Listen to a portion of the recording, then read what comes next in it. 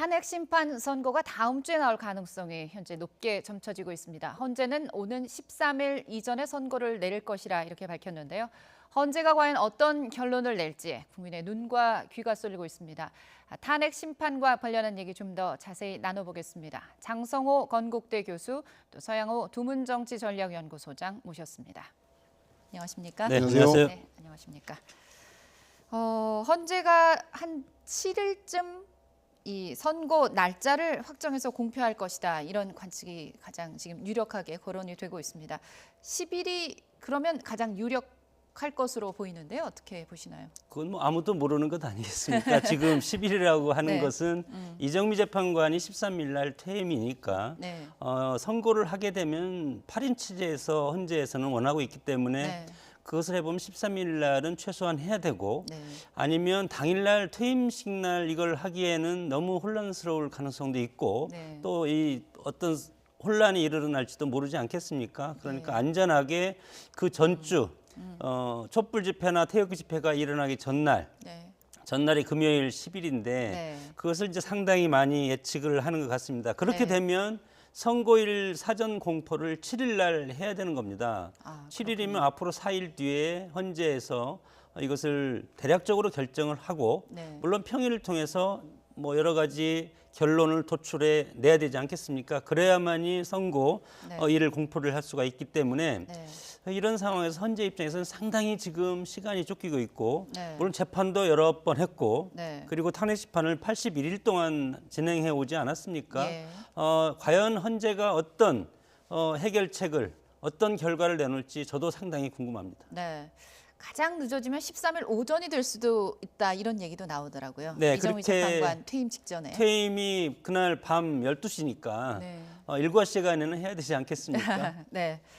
헌재가 뭐 이번 사건에 대한 국민적 관심이 워낙 높다 보니까 헌재도 이를 약간 좀 반영을 해서 이례적으로 선고 과정 생중계 허용을 검토하고 있다 이런 얘기가 나오고 있어요. 생중계라면 결국 뭐 결정 요지 발표 이런 거 다 합해서 최종 심판 과정 전부가 다 생중계되는 거죠. 그렇죠. 헌재도 그렇고 법원도 그렇고 이 헌법을 다루는 기관들은 아무래도 사회 질서를 유지하는 곳이다 보니까 판례나 관례를 따르는데요. 네. 아마 생중계 문제도 2004년에 그 5월 14일 날 노무현 전 대통령의 탄핵 심판 과정들을 그 인터넷과 방송을 통해서 생중계한 전례가 있기 때문에 네. 아마도 생중계되지 않겠는가라고 네. 추측을 하고 있는 것 같고요. 특히 탄핵의 최종 심판 과정이 결정 요지 그리고 최종 결정인 주문 그리고 그 결정의 이유 이렇게 나눠지는데 그 전 과정이 아무래도 TV나 인터넷을 통해서 생중계되지 않겠냐라고 추정하고 있고요. 아마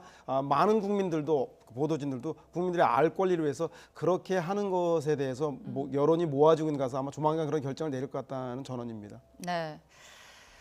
종착점을 눈앞에 두고 있습니다만 탄핵 심판이 어떻게 결론을 날지 예측하기는 지금 상당히 어렵습니다. 함부로 예측할 수도 없는 것이고요. 과연 인용이냐 기각이냐 기준은 아무래도 중대한 위반이냐 아니냐 이 여부겠죠. 지난 12월 9일 날 국회에서 탄핵소추 의결을 하지 않았습니까? 네. 이것은 헌법 제65조 1항에 따른 국회에서 탄핵소추를 할 수가 있는데 이 조건이 있습니다. 대통령이 헌법과 법률을 위반했는데 여기에서 중대한 대통령으로서 중대한 헌법을 위반했을 때 탄핵소추할 수 있다. 네. 이렇게 돼 있기 때문에 소추 의결단 측에서는 중대한 대통령으로서 중대한 헌법 위반을 했다. 네. 이렇게 보는 것이고 대리인단 측에서는 절차 위법, 증거 위법 그리고 심리 불충분 이런 걸로 지금 이것은 중대한 헌법 위반이 아니다. 이렇게 네. 서로 지금 부딪히고 있고 법리 싸움을 하고 있는데 네. 결국은 뭐 5만 페이지 정도의 그 검찰 조서가 지금 있지 않습니까? 네. 여기에서 거의 3분의 1 정도가 뇌물죄와 관련된 겁니다. 네. 그래서 물론 최초의 17개 사항에 대해서 탄핵 소추를 했지만 거기에서 13가지로 줄여서 국회를 통과했고 네. 그리고 헌재에서 이것을 5개 항목으로 나누지 않습니까? 그래서 네. 그중에서 세월호 7시간은 명확하게 지금 규명이 안 됐고 특검을 네. 통해서도 그래서 마지막으로는 뇌물죄, 삼성 이재용 부회장이 구속돼 있는 상태에서 네. 이 대통령이 과연 사익을 취했냐 네. 그리고 제3자 최순실 통해서 국정농단과 돈을 받고 어떻게 보면 이것이 뇌물이 성립되냐 네. 이것이 저는 가장 큰 핵심이라고 봅니다. 네. 우리 서 소장님은 어떻게 보시나요? 이 중대한 위반 여부. 뭐 저는 뭐 그 이미 국민적인 여론을 통해서 들었고 실제 특검 조사 과정, 검찰 조사 과정에서도 많은 부분 그 실체가 드러났는데 그 실체에 대해서 재판부가 우리 정성호 교수님 말씀하신 대로 실제로 그 소추된 사유로 인해서 헌법의 위반 정도가 중대한 것인가에 대한 여부, 즉 네. 대통령의 그 직을 수행할 수 없을 정도인가에 대한 여부에 대한 판단을 우선 할 거라는 생각이 들고요. 그런 의미에서 제가 볼 때는 이미 상당수 헌법재판관들은 그 특검의 조사와 그리고 검찰 조사 결과를 보면서 마음속으로 결심을 굳힌 게 아닌가라고 좀 추정해 볼 수 있겠다는 생각이 들어서 저는 최종적으로는 헌법재판관들의 그 양심의 판단, 헌법에 대한 그 관점에 따라 결정을 내리겠지만 이미 마음속 결심은 하지 않았나. 80일이면 충분히 결심할 거라는 생각이 듭니다. 네.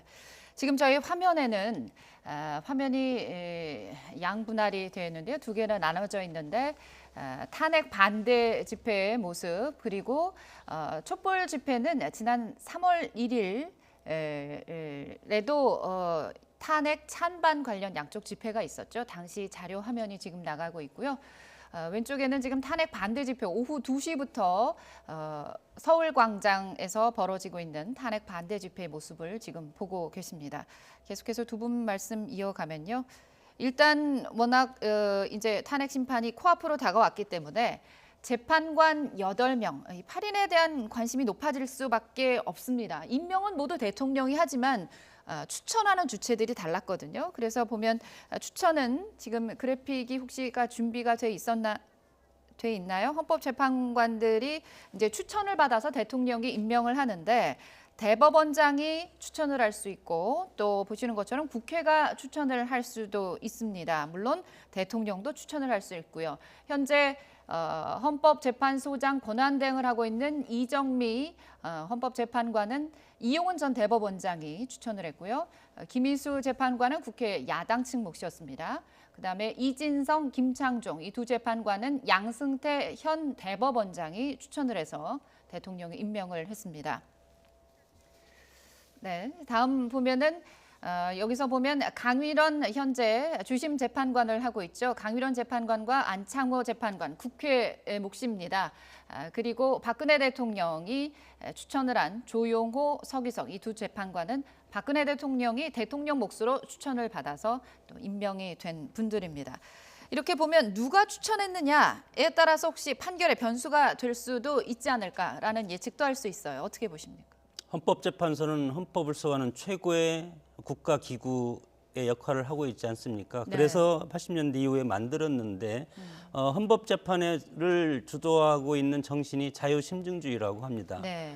이것은 일반 형사재판처럼 명백한 어떤 팩트에 따라서 이것을 유죄냐 무죄냐를 가리는 것이 아니고 네. 포괄적으로 예를 들어서 이번 탄핵 같은 경우를 얘기하면 대통령이 이것을 정말 대통령직을 수행하지 못할 만큼 중대한 어떤 헌법을 위반했냐 이렇게 해서 포괄적으로 판단하는 것이기 때문에 여기서는 어떻게 보면 정치 심판이라고 할 수가 있는 겁니다. 예. 그러면 마법의 숫자가 3인데 네. 그러면 뭐 박근혜 대통령이 지금 두 분을 추천했지만 이분들이 여기에 대해서 인용할지 기각할지는 뭐 모르는 것 아니겠습니까? 네. 그럼에도 불구하고 이것이 명백한 어떤 팩트를 중심으로 해서 일반 형사 재판이 아니기 때문에 그런 가능성이 있다고 보는 것이죠. 네. 그러나 그것도 마찬가지로 법관의 양심에 따라서 그리고 국가의 헌법을 수호하는 최고의 어떤 그 직위에 있는 분들로서의 어떤 국가의 명운을 걸고 여기에 임해야 된다고 봅니다. 네.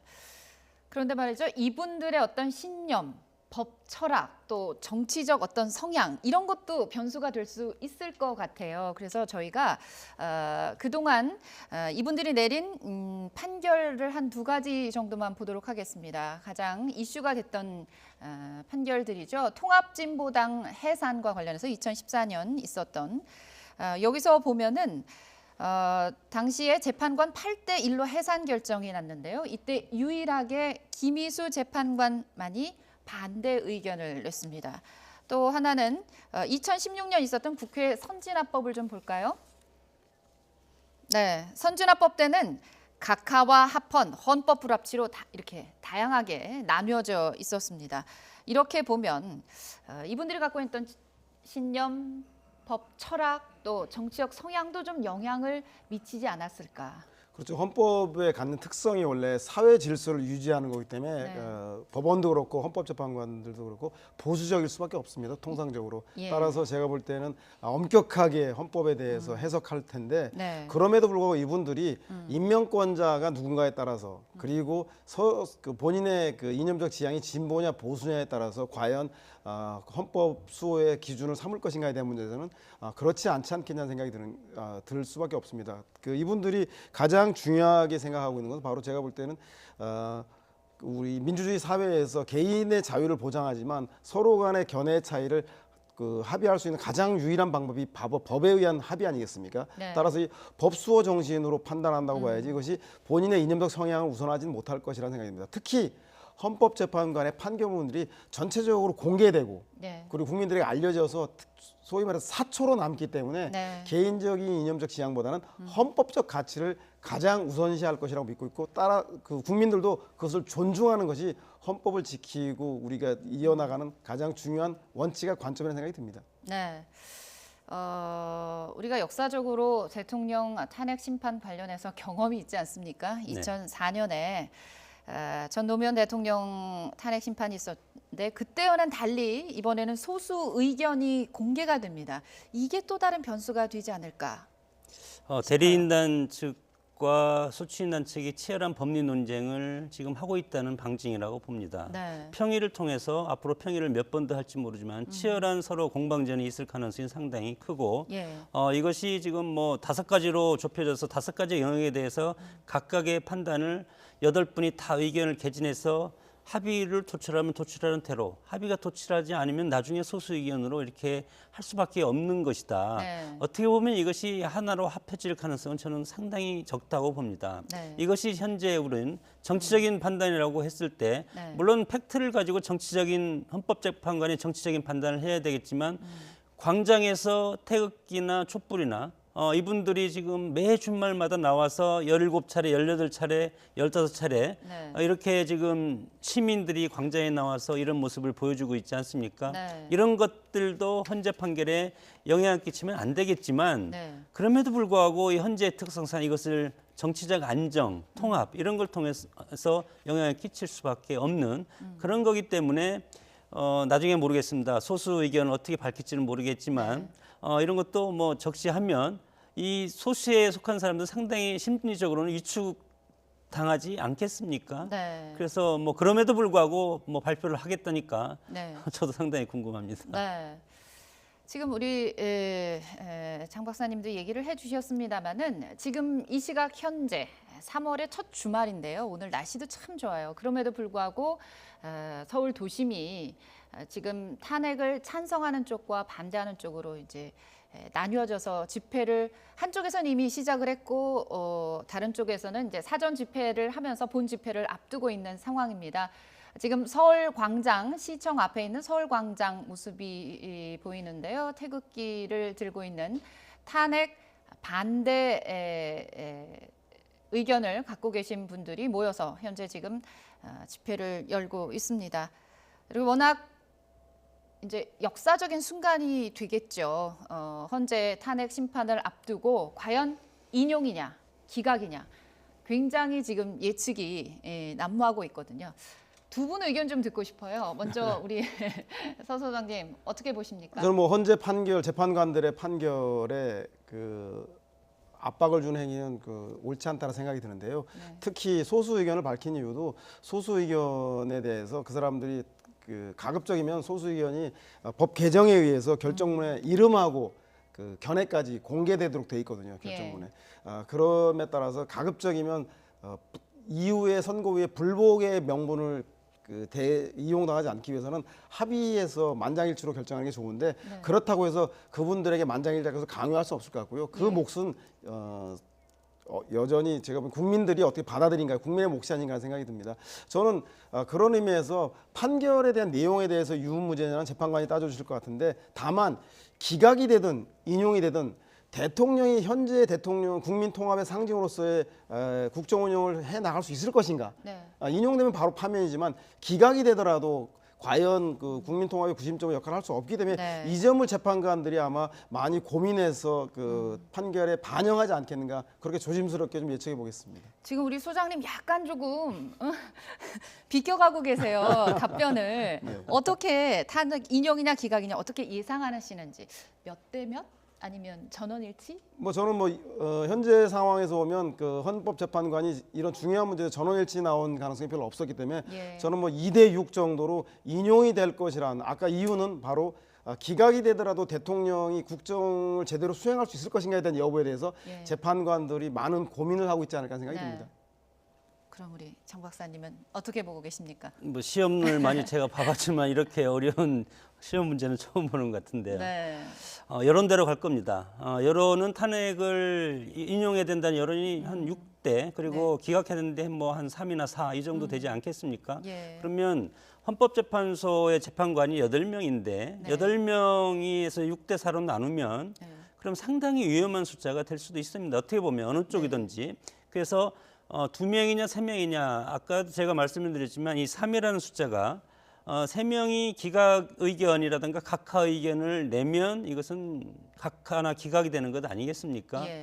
그래서 정말 뭐 저는 법조인도 아니고 재판관 머리에 제가 들어갔다 나올 수도 없는 것이고 저도 상당히 궁금을 하고 빨리 이 국가가 안정이 돼야 된다고 생각을 합니다. 네. 그런 심정에서 봤을 때 여론적인 추이로 가지만 한 명의 재판관이 어떤 선택을 하냐 그분의 모든 것이 달려 있다고 저는 봅니다. 그래서 5대 5 정도로 지금 얘기하는 것이 제가 가장 지금 얘기할 수 있는 확실한 답일 것 같습니다.